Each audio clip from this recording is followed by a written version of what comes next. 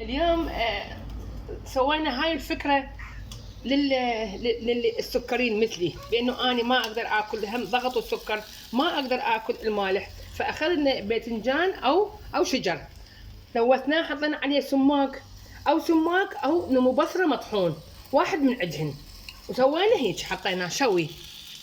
او نسوي تبسي باذنجان، هم نخليه هنا تبسي باذنجان.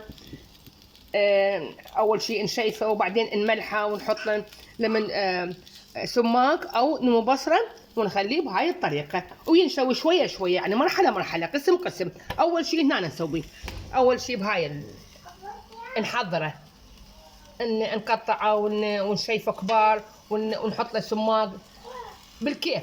انا احب السماق اخليه، او نحط نمو بصره مطحونه، وبعدين ناخذ قطع نشويهن بهاي الطريقه ونحطن هيك.